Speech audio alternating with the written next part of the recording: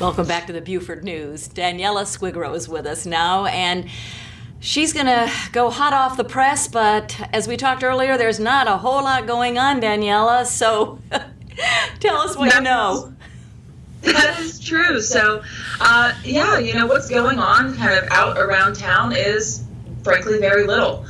Very few people are out and around town, and of course with the governor's most recent order, you can't be unless you are engaging in one of the very few essential activities that would require you to leave your home. So, of course, if you've seen, posts on Facebook, things like that, Island Packet just showed a picture of a man walking his dogs in the waterfront park, which is otherwise completely deserted. You might imagine that that's the case, but it is a little bit jarring to see. So there's very little going on sort of out around town.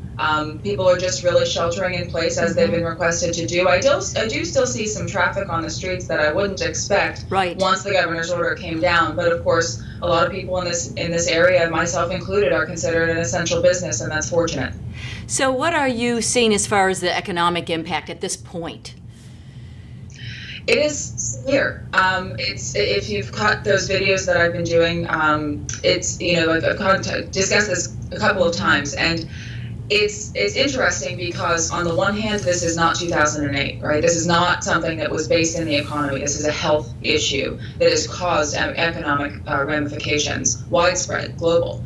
In our area, though, our actual jobless claims have gone up, but our unemployment claims, as of last week, have gone down. So that's good news potentially, but it's just sort of people falling out of that claims process and that cycle. But across the state, last week there were more than 85,000 unemployment benefit claims in the state, and then in our county it went from about 2,700, 2,800 per week since this started first week of April, up only 113, 114, I think it was, something like that. So it's a sharp drop, which is maybe positive, but we'll have to see. Yes, we'll have to wait and see. So, Daniella, there's a special spirit here in the Low Country.